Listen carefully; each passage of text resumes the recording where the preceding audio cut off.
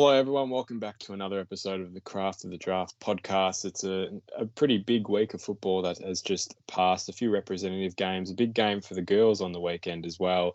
As usual, I'm one of your co-hosts, Nathan Seppi, joined once again by my other co-host, Jonty Ralphsmith. Jonty, big weekend in the football scene. Good weekend for the Australian cricket team, as you're very into, as most Australians are. So how was your weekend? Probably would have been topped off by last night as well. Yeah, no, certainly it was a great finish from Pat Cummins. But from a footy perspective, the AFLW Academy girls took on the U23 All-Stars, and we got to see some really good talent and who would stand up in the pressure moments, playing on Marvel Stadium and playing against the best of the best. And we will get to that a little bit later. That'll be our second talking point. But we'll start off by talking about Vic Country against South Australia, and Vic Country burst out of the blocks with 3 goals inside 10 minutes, all to probable number one pick Harley Reid. And then after that, it felt like South Australia probably dictated terms, with obviously we know that the country have, difficulty with the geography and that sort of thing. So perhaps a lack of synergy there. Their tall defenders, they were probably a little bit light on for as well, with some halfbacks having to play roles on taller opponents, but there were still plenty of Victorians that stood up. So I'll throw it to you, Nathan. Who, from your perspective, did you think performed really strongly and boosted their draft prospects? Yeah, well, so I didn't think any player really had a full 4-quarter performance. There was definitely aspects that, of performances that were good from some players, Cooper Simpson before he got injured. We probably agreed that, we agreed he was the most efficient player on the ground, probably during his time on the ground. I don't really think he had a bad patch of the game. It's a really tough one to call, because I really wasn't that impressed with a lot of performances. Like Harry DiMatteo had a really strong period in that sort of second, third quarter there, where he was efficient with ball in hand, but he also had a period where he was pretty ineffective. So, and that was actually that was a common theme with a lot of the Dandenong boys, Billy Wilson as well. They know how to get the ball, and most of the time they use it very well, but they also can be very inefficient with it, and that probably showed at times. So that it was very hit or miss for a lot of boys. George Stevens was one that, personally, I'm getting this feeling that it's very similar to what I saw with Will Ashcroft last year, where they know how to get the ball quite a lot, and they're great at what they do in their position, but the kicking is a lot of hack kicks, which I just don't think is a great asset, and I wouldn't think it's going to be a great thing to have in an AFL environment. But he used the ball pretty well. Like, we talk about his strength in the contest, terrific, but it was his kicking I thought was, hit or miss at times. I just don't like the hack kick in general. Yeah, and I can understand that. And I think there were quite a few, like you say, a few players in general. You mentioned a couple of Dandenong boys who lacked some polish, which would have really rounded out their games. He was certainly one of those. I still think there were times where he was dangerous on the outside when he got it, more so than usual, because we do know how strong he is inside. The way he's built really lends itself to that, given his frame against players his age.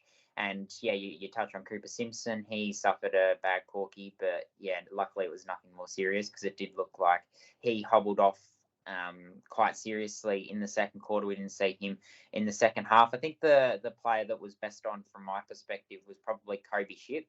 I was really glad to see him, a Beaconsfield junior, really show what he's capable of. We know he's a very good intercept defender and provides a little bit of dash off half back, and that's his preferred position. He went back there in the fourth quarter and was very instinctive, but it was on the wing where I thought he played his best footy throughout the game. He got a lot of the footy and made really good decisions going forward. Again, there were probably a few turnovers, and he didn't have that finishing polish at times, but he probably did more than a lot of his teammates. So it was good to see him boost his stocks, because he probably did need one of those games and carried the form over that he has shown for Dandenong in the first month or so of the Talent League season, in a position that has probably just been introduced to him this year. Well, actually, one as well I'll touch on that I thought was really good, that I forgot the first time. Darcy Wilson, I thought, played a very, very good game. Murray Bushrangers boy. I mean, he's been in terrific form and probably didn't have as much impact in the second half as he did the first half, but his pressure inside forward 50 was getting the reward for his effort. I think he got on the scoreboard. I'm pretty sure he kicked a goal. 2 goals, I think. Two goals. So yeah, he was very prominent. Yeah, his tackling pressure just stood out, and even just his run along sort of the boundary, he got himself in good workable positions and did all the right things. Yeah, quite a second half, but you can't fault that effort. It was just a very consistent game, and his stocks are going way up. I think he's just one you got to keep a watch out for at the moment because it's not really putting a foot wrong. Another forward I might bring up, Lockie Charlson, bit of a quieter game, but he did get on the scoreboard, and that's all you need to do sometimes. It might be a bit quieter, but that, small forwards tend to not always have the most disposal stacking game. But no, he did get on the scoreboard a bit quieter. Yeah, those were probably 2 others that I thought. Yeah. And I think, if I remember right, I think he also set up Harley Reid for one of those first 3 goals of the game as well. So he did take his opportunities. Yeah. He was dangerous with ball in hand when it was in his vicinity. I liked Cade Delarue's game. Didn't have a heap of the footy, but we know his cleanliness always stands out. You watch the Dandenong Stingrays, and he was like that again at Icon Park. He set up George Stevens for a goal in the third quarter with a low darting ball, and then the last quarter was able to round off his game with a goal. So he played on the wing. He played off half forward a little bit. And yeah, I thought without getting a heap of disposal, he was probably another one. Harry DiMattia, I know you talked about. I thought his speed and acceleration was really eye-catching. So I really like that. And he seems to always get first hands on the ball, got 3 centre clearances, 6 or 7 clearances in total. But yeah, just if he could just round off his game with hitting those targets. We know he's got a very, very low penetrating kick. If he could find targets with those more often and be able to hit his kicks at full tilt, which is a difficult skill to master, then that would see him go from probably a second round prospect or thereabouts to the next level, I think. I think that aspect's there in his game. Right? I just don't think it was prominent on the weekend. Yeah, because I think he's proved he can do it, and it did feel a very nervous game from a few actually. Yeah. And sort of on that talking point, I'd say probably Joel Frazier was one that fell into that. Looked a bit I wouldn't say nervous because these boys are capable. They know what they're capable of. They just seemed a bit quieter, a bit out of their comfort zone at time because we've seen what Frazier can do at the Rebels. He's a very capable player, very forceful and attacking on the football. And then Michael Rudd, I mean, he was quieter, but then he did come into the game eventually. I think he kicked 2 in the end, or kicked 2, and his overhead marking, like we've seen it a little bit for Geelong, but I think that's as well as I've seen him play. So I think he was certainly one as a key forward that boosted his stocks. Probably, second or third best on ground behind Ship for me.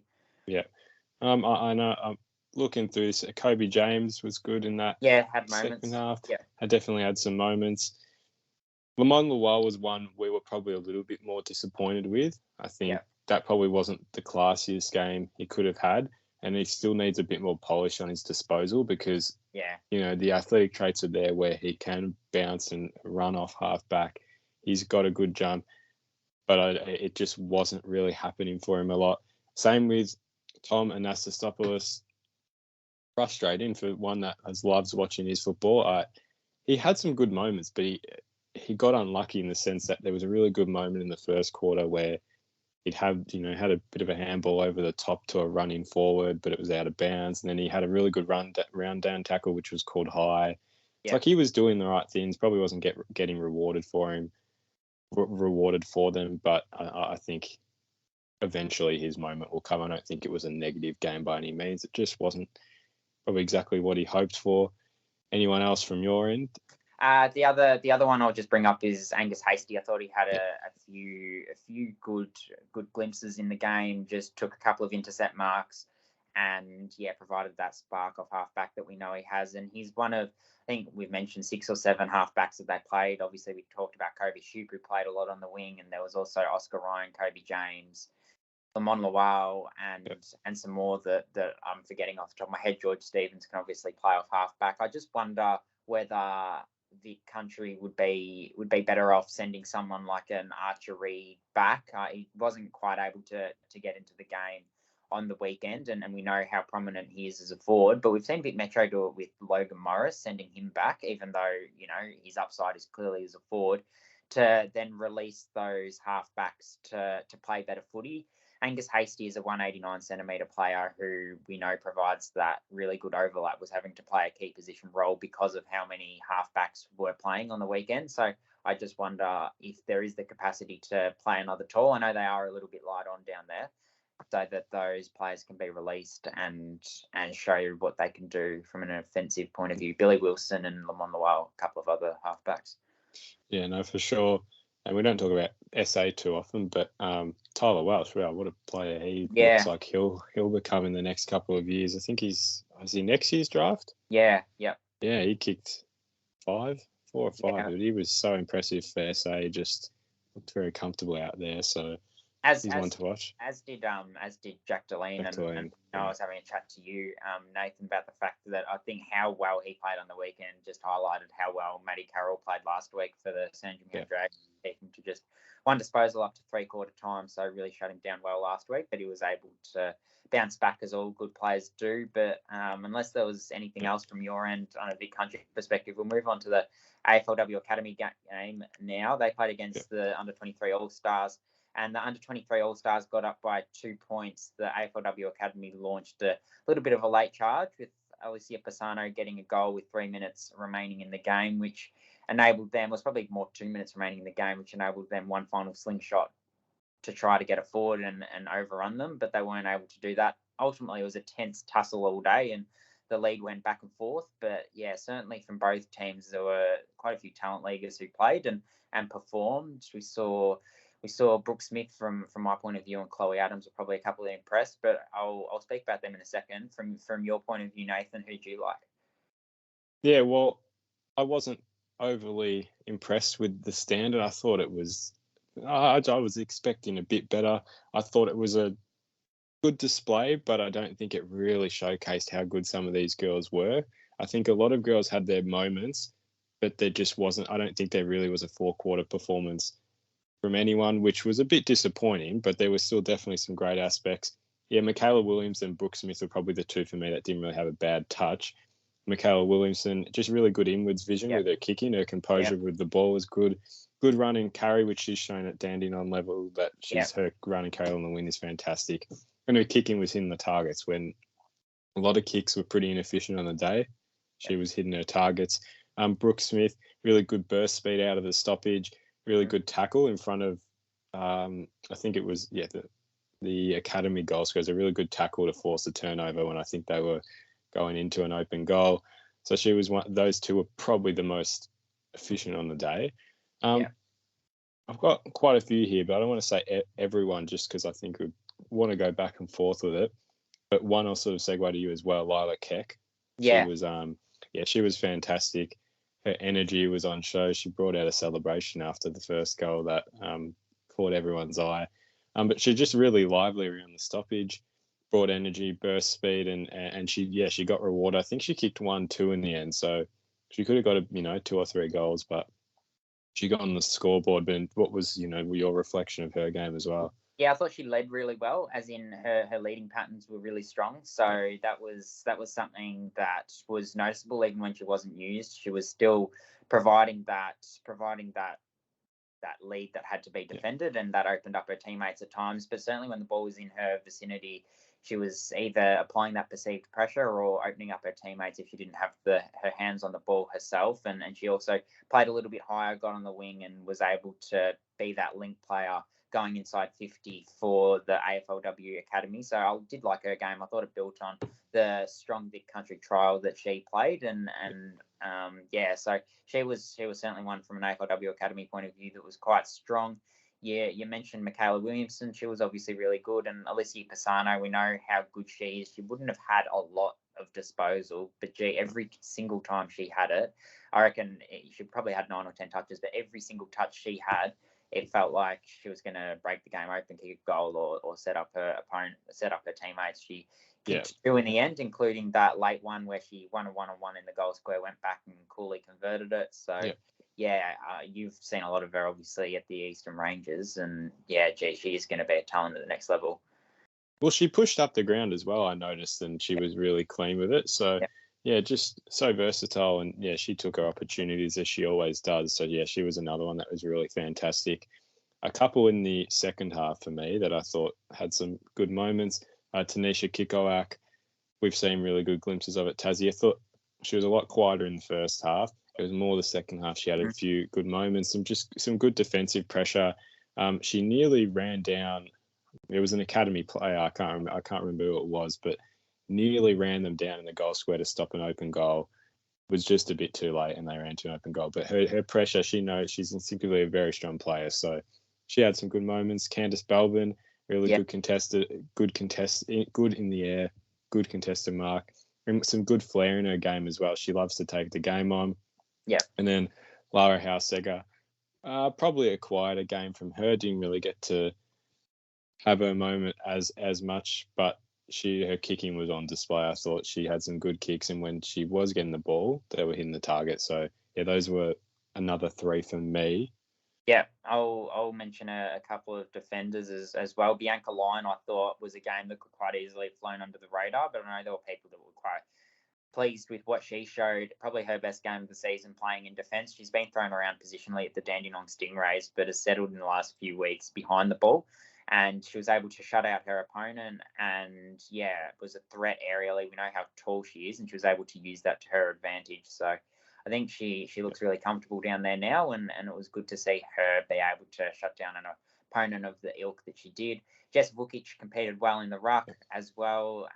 Her first match back from injury, and she was able to be quite prominent. We know she's obviously a really highly regarded prospect, and she was another one that also played in defence. And Ava Campbell from the Eastern Ranges, a teammate of Vukic's, she provided overlap and rebound. We know her kick clears the defensive area really well, and there were a few times where she was sort of on the last line or thereabouts, and her calmness proved a really important asset. Yeah, no, for sure. I mean, that with the last one, I guess not to repeat what we've said, but Ava Campbell was probably the other one that had a pretty good game. Like it showed what she's capable of.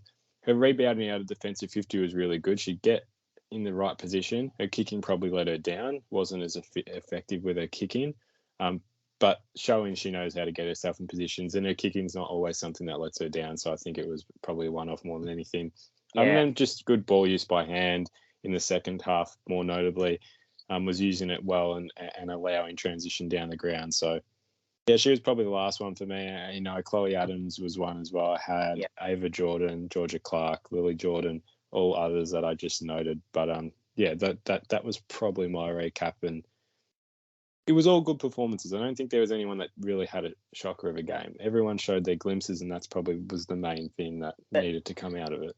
That's what you want. Yeah, I think just to finish off on that, I think we've both referenced Chloe Adams, but just to go into a little bit more depth on her game, I think she started really strongly. She would have had a few clearances in the first quarter, and she applied pressure when she didn't have her hands on it. She was tenacious, I thought, and there were a few times where she was really good overhead, then took the lateral kick to open up her teammates for forward thrusts. But she's just really competitive. A bullet a gate in the contest, and applied pressure when she didn't have the footy. So thought it was a really impressive game from her. We know the Geelong Falcons, perhaps she's overshadowed to some degree by Sarah Howley, who gets 35 to 40 every week. But this was certainly a moment to shine, and she certainly took it with both hands. And Ava Jordan probably provided up the other end to what Lila Keck did for her team. But to move on to the Talent League Round 10 girls, we saw 4 games. Northern took on Calder in a Friday night clash and got up 7-6-48 to Calder 3-3-21. Olivia Jesser kicked 3 goals. She's a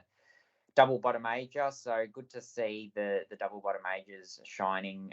There's so many of them, and she's another one that's showing how strong that crop is going to be. Zoe Hargraves had a strong season and continued that with 27 disposals and 8 tackles. And speaking of pressure, Winnie Buckley, 14 tackles, a bottom major who there isn't a whole lot of her, and I thought she was perhaps a little bit unlucky not to get an invite to the Vic Country or the Vic Metro trial games rather.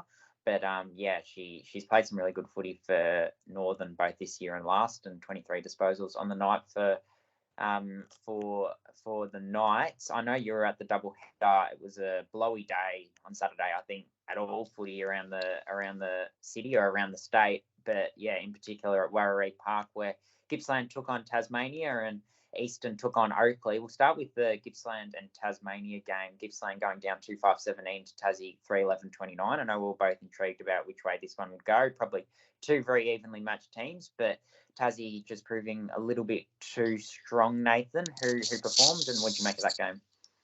Yeah, well, like you said, it was very windy. It was possibly the worst wind all season. It was no fun to be outside watching that game. It was full on wind, but I don't know. The scoreline I don't think reflected, like, it was a close game. I don't think Tassie were much more dominant. It was pretty 50-50, but Tassie were just much more clinical. Gippsland just couldn't hit the scoreboard when it went in, but they probably had, I would guess, pretty close to equal inside 50s each. Yeah.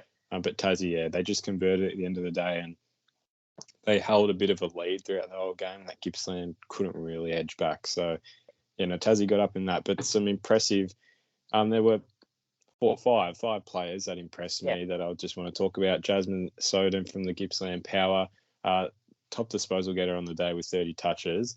Really good running down the wing, great pressure around the contest, and her positioning as well was really good. When Tassie did rebound out of defensive 50, she was always holding her width and she was there to get the ball back.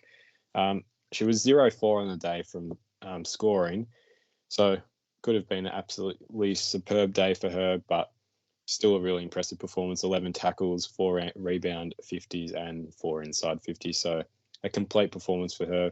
Probably the best on ground. Were they difficult shots? Now, just so, I think really impressive start to the season to get a Vic Country invite. I don't think that was necessarily on her radar at the start of the season, but to do that and whether she makes the final squad or not is a separate conversation, but good commitment from her. But yeah, those 4 shots, could you have passed them off? Were they close range? Were they bad misses? A lot of them were in open play, and 3-11 and 2-5. What's that? 5-16 in total. It was not. Yeah. I think 2 of Tassie's goals were sort of running into an open goal. Yeah. Like, it wasn't. Yeah, even in the Oakley game as well, it wasn't very set shot based. But that was. Look, could have gone either way, but she was definitely the most impressive. Ash Centra, another name we've talked about quite a bit on this podcast, was really good in the back line, good defensive presence, really good, good composure, and just really good burst speed out of the centre stoppage as well when she'd move into the midfield. Took a few good contested marks and ended up with 20 touches. For now moving to Tassie, Harriet Binley was definitely the most impressive. One that stood out from the start, and she maintained that throughout the whole game. Really good in defence. It was she had some pretty good very good composure exiting defensive 50, especially with the wind. The kicks out of it weren't the easiest. It would sort of come back a little bit, as you could imagine, the ball. But she was hitting her targets as well and took some good intercept marks, 25 touches in the end, 7 rebound 50s and 7 inside 50s. And one as well. Just on Harriet Bingley, and I think you mentioned that there was a little bit of magnet throwing from the Tassie Devils coaching staff and a mid forward who they're really high on, and I think she's got a lot of attributes that will lend themselves well to that role. She's a double bottom ager, come in and performed quite well against the Dragons a couple of weeks ago in that role. But yeah, good to see them giving her some positional versatility, and she's certainly grabbing it with both hands. But who else from a perspective did you like? Well, just one as well, similar to Harriet Binley, was Mackenzie Williams, that played very similar roles and ended up with very similar stats, actually the exact same 7 rebounds and 7 inside 50s, weirdly. So both played very similar and good games, so I thought she was worth a mention. Meg Harrison was one that Jodie was really impressed with around the quarter time huddle, that she was really good power out of the stoppage. Great entry kicks to leading forwards, 17 touches, 2 inside 50s, 3 rebound 50s. And then Ava Reid is one that stood out the first time I saw her when we went to Arden Street. A really crafty forward, and she's not the biggest. She's pretty lean for a forward, and she really knows how to get in the right spot at the right time and just capitalise. She was 2 goals, 3 behinds, but that's, 2 goals out of 3 for Tassie. So she was the most effective for them on the day. moved to Oakley and Eastern. Disappointingly, not the game that it probably would have been without this AFLW Academy game. Yeah. So it was, both teams were missing a lot, and Oakley won by 31 points, but Eastern were in it. It was more the depth. Oakley had the depth, Eastern didn't. The talent was there for both teams, but Oakley had all their bottom ages who are arguably nearly even better than the top ages this year. They're that talented. So it was, Oakley were just more effective in the end, and were just too strong for Eastern. Some players to mention: Sienna Tallaridi for the Oakley Chargers, really strong in the contest and just composed with her defensive 50 exits. It was a very, not a scrappy game, but the ball was at ground a lot. I think the most tackles we saw 17 tackles was the most. Yeah. So it was like, that was normal for this game, that there was a lot of players that had probably above, I'd say 8 or 9 tackles. She had 27 disposals, 3 inside 50s, 4 rebound 50s. Sarah Pousty backing up her strong Metro game in the trials. Great positioning, and just her kicking was fantastic. Probably the best on the ground in the end in that wind. Yep. The wind didn't really favour either end, but it was sort of going across the ground, but she was still hitting the targets really well, and her tackling pressure was up there. She was on 12 tackles. So, yeah, it was one of those games where a lot of tackles were laid, and it was pretty normal for a lot of players to be up there with their tackles and 21 touches. From an Eastern perspective, Hayley McLaughlin played pretty well again, but another one that has still been progressing really well is Georgia Stubbs. Great burst speed out of the contest. Inside defensive 50, was using the ball really well, I thought, and she's shown that in consecutive games now. So it's definitely showing her progress, and nothing to fault with her game. 17 touches, 13 tackles, around 50s, and then the final game of the round, Weston and Sandringham.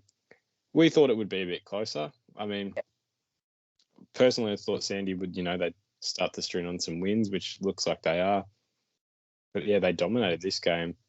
Yeah. 12-5-77 to Weston's 1-4-10.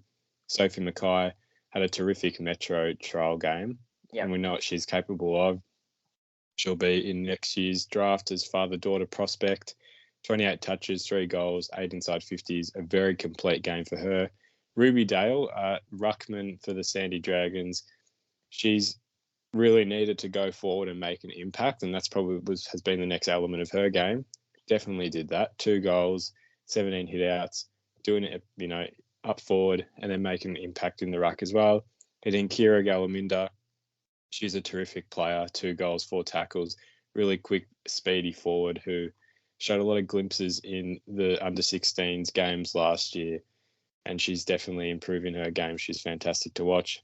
Western perspective, not as good a day for them, but Sierra Greaves has continued to show her good form. 23 touches, 6 tackles, 5 inside 50s, 2 rebound 50s, and she was 0 and 2 from her scoring shots, so could have hit the scoreboard as well. So that's the girls' games. Quickly recap the ladder and then go into our tips.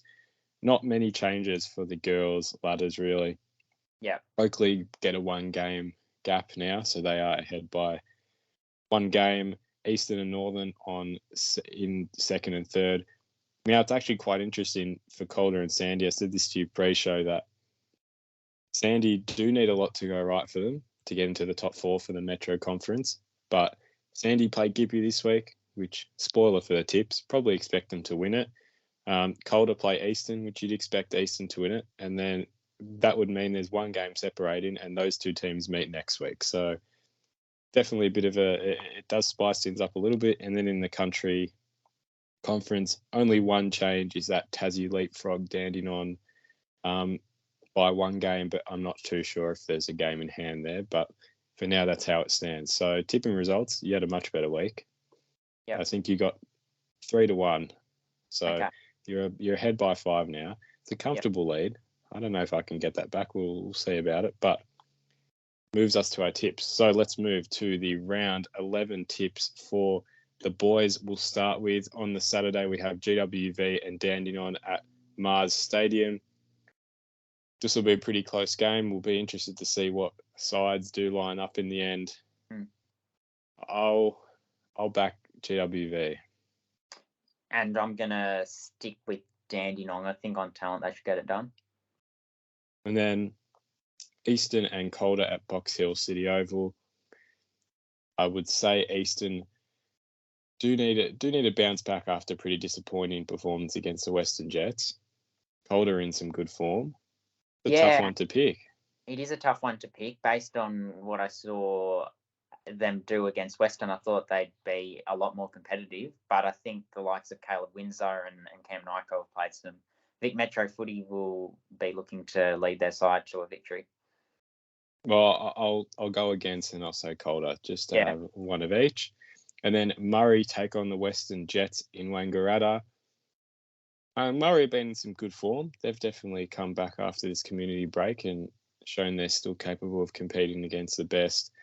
So I will back Murray in this one, even though Western had a very convincing performance a few weeks ago. And I've made no secret of the fact I'm a fan of Logan Morris. We've seen him playing defence for the Vic Metro. I'd love to see him go forward and kick 4 or 5 and command a spot in that Vic Metro forward line. So I'll go Western and Keaton Matafai Forbes hopefully performs well as well. Keep an eye on our channels for his feature this week. And then on the Sunday, we have Bendigo and Northern Knights in Bendigo. This will be a pretty close game, I think. Pretty evenly matched, these two teams. Yeah. I've liked when I've watched Northern. I think the way they play is really good, but I'm also big on Bendigo. I'll still stick with Northern based off what I've seen. And I'll go with the Pioneers. Gippsland and Sandringham in Morwell. Tough to pick because we know Sandy aren't full strength and it's quite a different team. I'll say Gippsland. It's tough to travel and play well. I mean, I'd love to see Will Brown lead his side and play a real skipper's performance, but I think Gippy will be too strong, just too undermanned the Dragons. And then the final game of the round, Tasmania and Geelong in Tasmania. Same with a Gippy type of game. I think it's hard to travel and win. It's not a road trip; it's on the plains. So I think it will be a very competitive game. But I'll say Tasmania. Yeah, and I'll agree with that. And then the girls' tips for round 11. So there's a bit of a change. One's on. Oh no, they're both on round 11. Eastern and Calder. Eastern for me. Yep, me too. Murray and Western. Well, this is two teams who haven't won a game yet. These are the last two teams not to win a game. So it's actually a very big game in that sense. I think Western probably just have a bit more talent. Yep. Yeah, and it'd be great to see Sierra Groves get involved a bit more offensively with her team. We saw her do it at the Vic Country trials, but she's had to do a lot of defensive grunt work with Western Jet struggling. So I'll say Western with her leading the victory. GWV and Dandenong. Dandenong probably just a bit too strong in this one. Yeah, talent and depth. Bendigo and Oakley on the Sunday. Oakley, their talent, they run very deep. Bendigo, we know they've definitely got some great glimpses in that team, but it more comes down to depth, and I'd say Oakley. Yeah, likewise. And then Gippsland and Sandringham. Sandy are in hot form, and I said this last week. I don't think you're going to stop them for a while when they get on good form. It was just confidence that they needed, and now they have it. So, Sandy in this one. And I'll tip an upset. I'll say the Power. I think that they've got a little bit of form behind them, despite, I guess I didn't watch them on the weekend, but I just have liked what I've seen from them since the community break. And then to round off, round 11, Tasmania and Geelong. The Falcons, this might be closer than expected, but Tassie probably need to find a bit of form. Even though they've won, I think they've sort of lost their best they had at the start of the season, which I think will come back eventually, but I'll say Geelong in this one. Top of the table clash in the Vic Country Conference, I'll say to be led by Georgia Clark, the AFLW Academy girl. Yeah, so that rounds up both, the podcast, round 11 for the tips. Bit of a shorter podcast, even though we still talked for a while, but it was not as many talking points. Next week will be solely Talent League. For the first time in a while, it feels like we haven't had a just a full talent league podcast. So yeah, obviously a lot of those games are boys and girls. So there'll be a top 10 back next week. As Jonty mentioned, stay tuned on our socials tomorrow night. If you're listening to this on a Thursday night, big feature out. And if you haven't caught the feature Jonty did with Jake Smith, make sure to check it out. It is very well done. It's a very good insight to a player who got unlucky to miss the Metro side, but has come back and performed really well. So great feature to go watch on there. And as usual, keep track on the socials for more content as well. So thank you all for watching. Leave us a comment in the comments if you are wanting to leave some feedback. And until then, we will see you in the next episode.